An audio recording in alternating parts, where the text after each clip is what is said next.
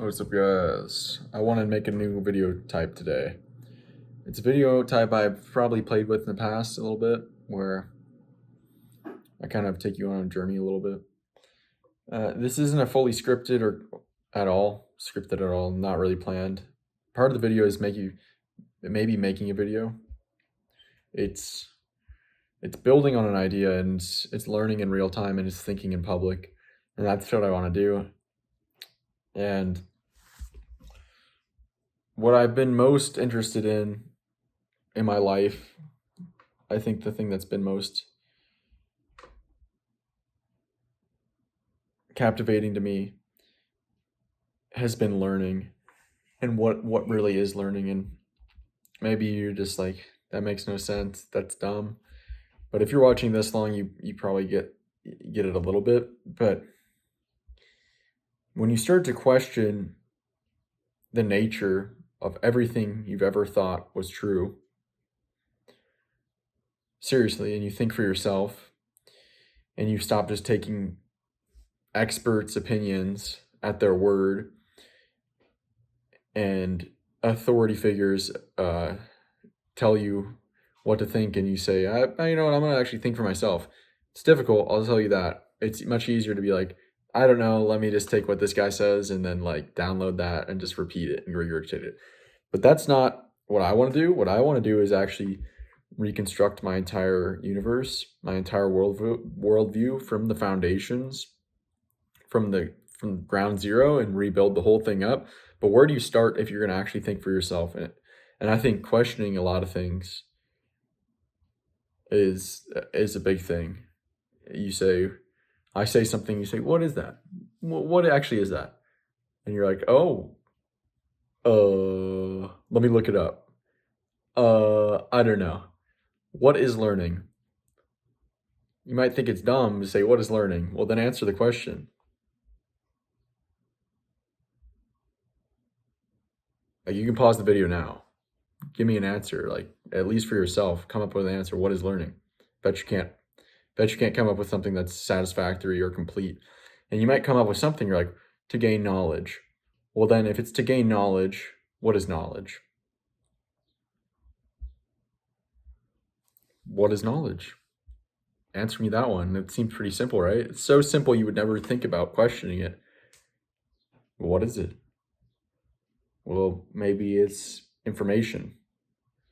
I would say no. It definitely is not information, because there's information. See, that's where it gets difficult. You start saying, well, if it is information, then what if the information is false? What if you get false information? Is that knowledge? I don't know. Does knowledge only exist within someone else's brain or mind? Does it have to be within the human to be considered knowledge, or can knowledge exist completely outside of humanity?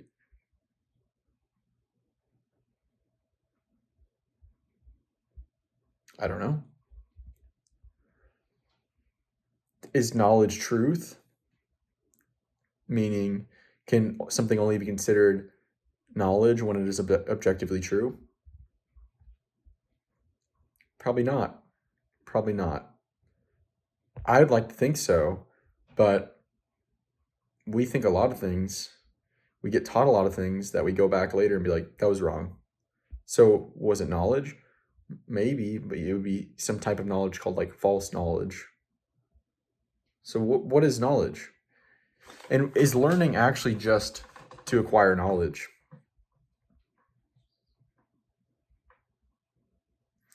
I don't know if I've ever answered the question fully. I think I have a video called What is Learning, but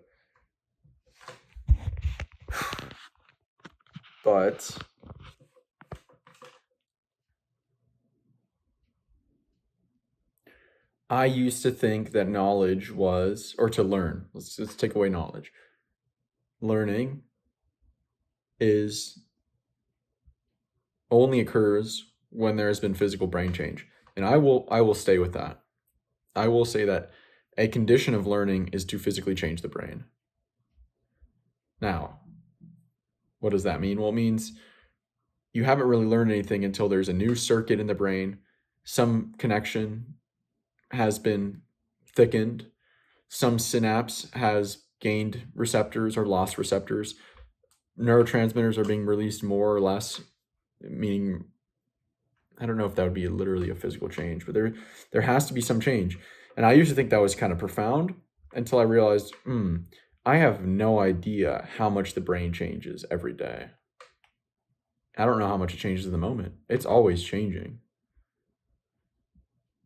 It's very likely that the brain is always physically changing your entire life, and it never is completely stagnant. If it was completely stagnant, you can't even say you'd be dead, because when you're dead, your brain is still changing until it's literally nothing, until it becomes not a brain anymore when we define it outside of something else, or define it as something else.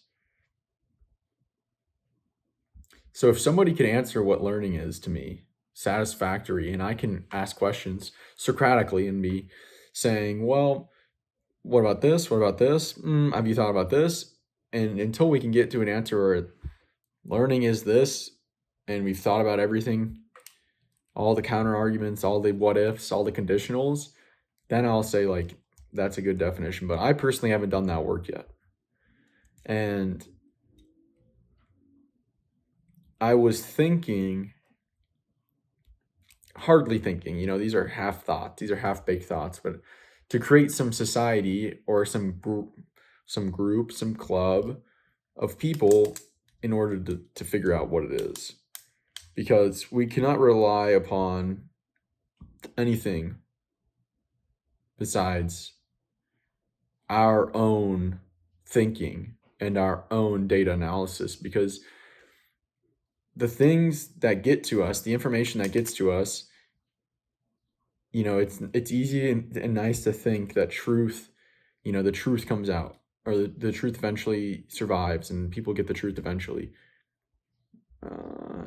I don't know. I think that's a nice idea. I don't know if that's reality, because what appears to me like is the things that are stickiest to the attention, the things that captivate the attention the most and grab the attention the most and hold and are most like you want to repeat it to other people, that doesn't have anything to do with truth. That just has to do with how sticky of an idea they are, and that usually has to do with violence, sex. Those are two of the most profoundly sticky things. Religion's very sticky. Yeah. Crime, tragedy, stuff like that. That's the stuff you see in the news, right? The stuff you see in the news, that's really attention grabbing. All right. Well, so then what about school? Well, the school system is not meant for this.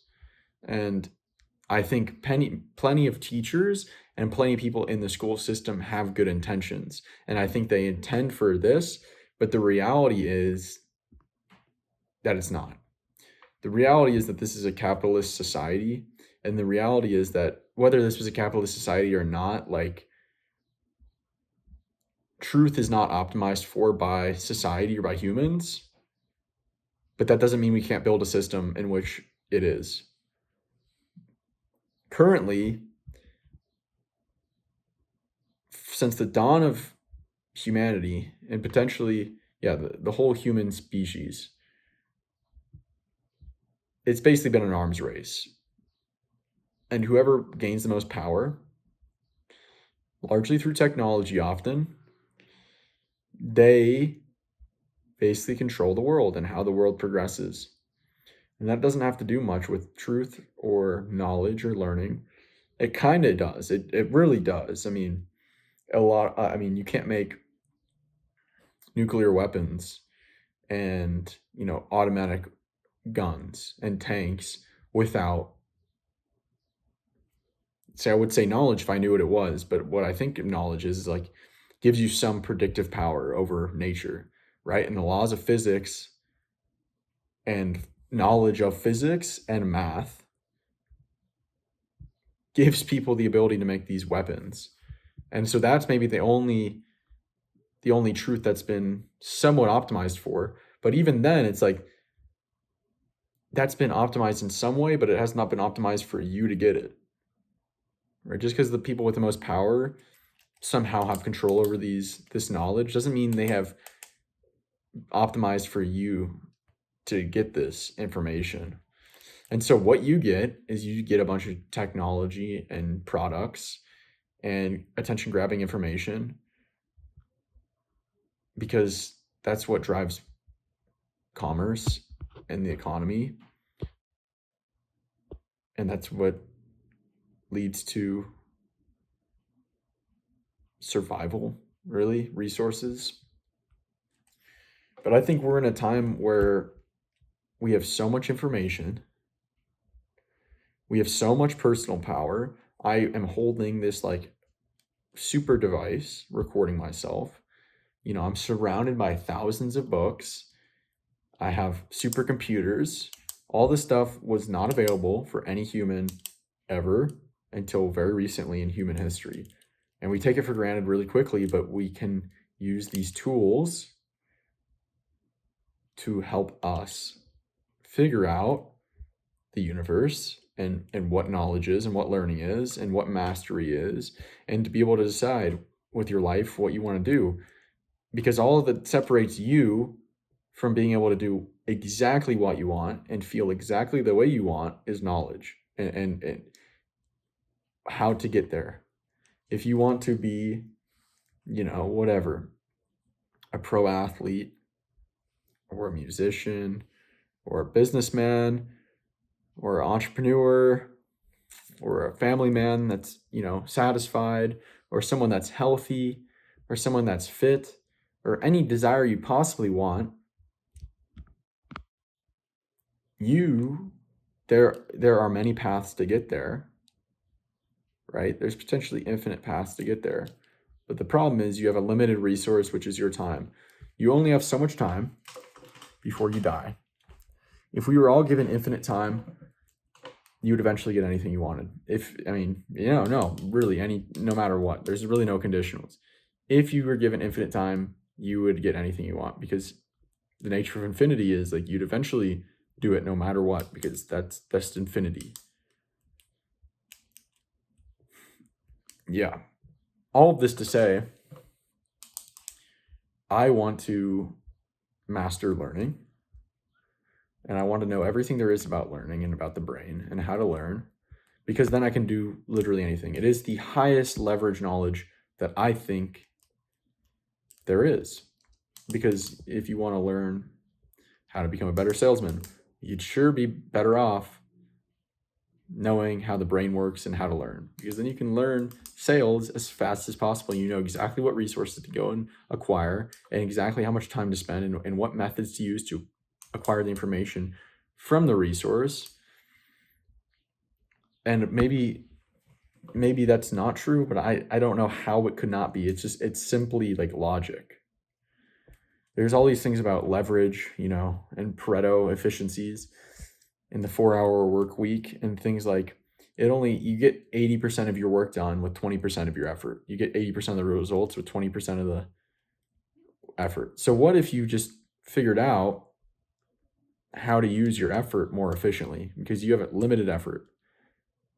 You have limited effort because you have limited time. Do we have limited time? I don't know. That death may be one of the most certain things we are of right now.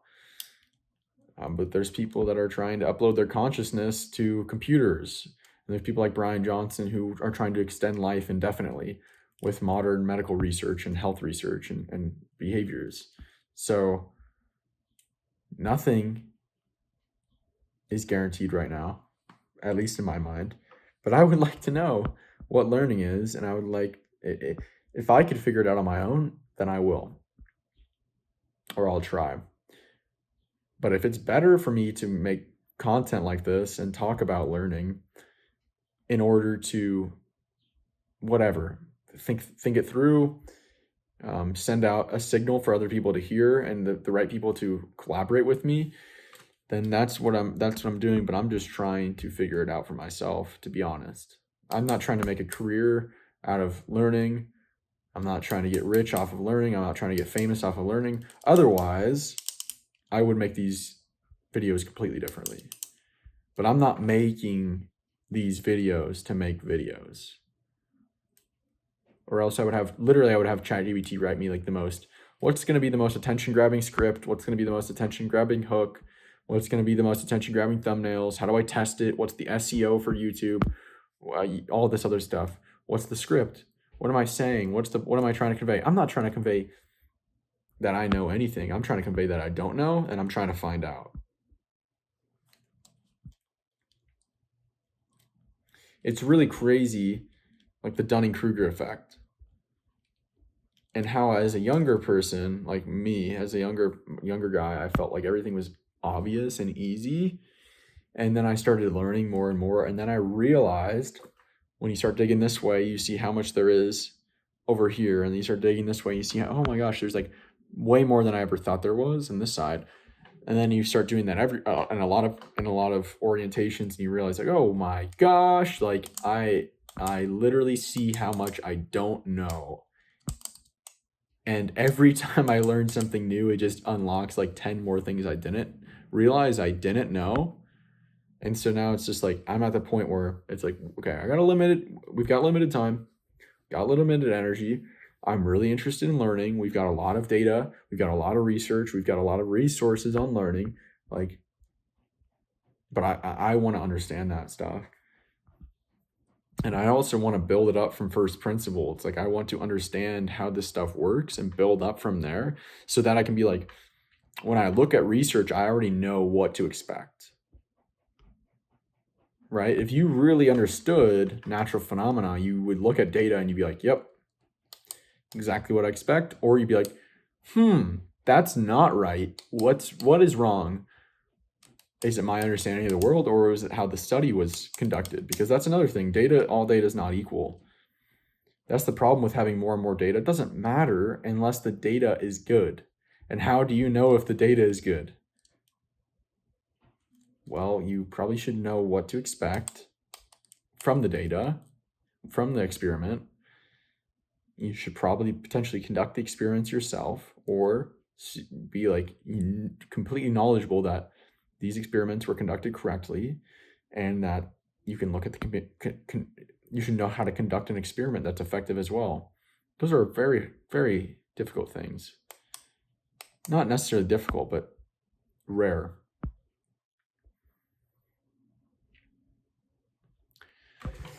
So, and that's what kind of draws me to mathematics and things like physics, is because we're a lot more certain of them, and we can literally test them and prove them. You can prove math.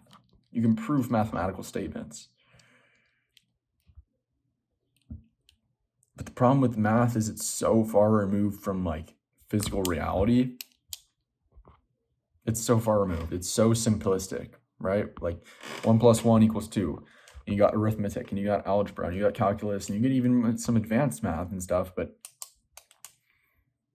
dude, I've got 40 trillion cells in my body, all interacting, all in concert, all with like thousands of organelles potentially. I don't know if that's correct. I'm pretty certain that each cell has like 1 million+ proteins. So like, we're talking such absurdly large numbers that some mathematical statements really aren't going to be able to capture the objective truth of it. They might be able to help us model them. But then again, it's we're back to like, how certain are we? So I think statistics and probability is something I'll be studying on my own, or in the future, or because it's something I never have taken in school, never even studied on my own. And I think science is only as good as the data and the data interpretation. So that's a 20-minute ramble about essentially like, how do I know anything epistemologically? Epistemology is the study of what is knowledge, and I've extended it at least to what is learning, if it's not already, for myself. That's the stuff I think is probably most important. If we could become very certain of things and build on that certainty, there's no limit to what we can do. But eventually we just get overwhelmed with so much information, and we don't know how to even use it effectively, and information doesn't do anything at that point.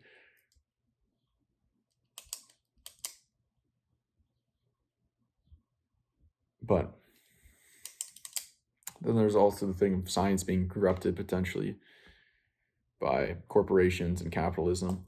That's a real bummer right there. When you've got capitalist influence in science, that's where it becomes like, oh my, if yeah, this is how we can really impede progress as a species and as individuals, is when we're like, ooh, we got this total lies and propaganda that are literally being passed as science, which is like, well, it's science, bro. What are you going to argue against science? Like, it's like, it's the best we know. That's the real rough part, or at least one of them. But yeah, what do we do here? What do we do here? You know, I think the idea is to master learning as much as I can and figure it out from there. There's a lot of other things I'd like to study, but I think it all boils down to that. It's like, if I'm gonna spend the next like 5 years reading like the history of civilization and just reading encyclopedias, like every percentage of understanding that I understand learning better is gonna save me hours. It's gonna save me days. Over a lifetime, it saves me years, and it gets me to places I never would have got to be able to get to. Which, that's a cool idea I haven't even really articulated fully until right now. So that's pretty cool. So what do we do here, folks? I don't know. I don't know. You know, I'm gonna take a little break here, and I'm just gonna research with AI and maybe Google the resources we currently have available in 2025 on the science of learning. And I don't even know if I want to touch the philosophy of learning.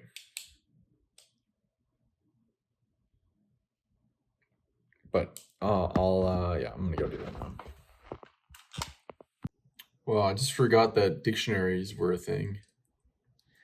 So I was like, what is learning? I was like, let's start with the definition. That is a breakthrough for me. I don't know why. Yeah, no, I'm not gonna say anything else. It's a breakthrough for me. It's a word, okay? Learning is a word. I'm making it something it's not. It is a word we use to define something. And maybe it goes outside of just the definition. Maybe the definition is not fully encapsulating of the phenomena that I am referring to.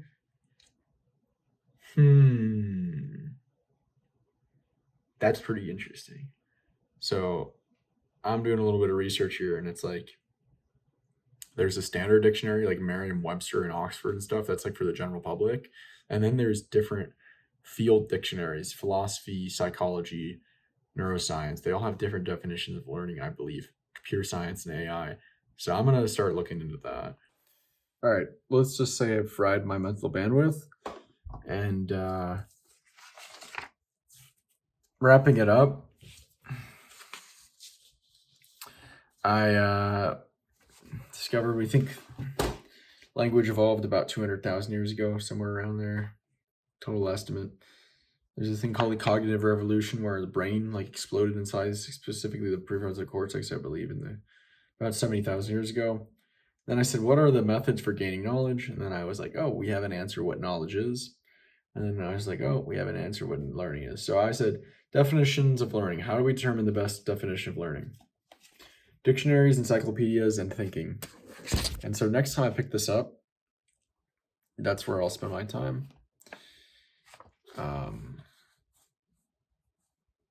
But for now, I'm like extremely brain fried and tired.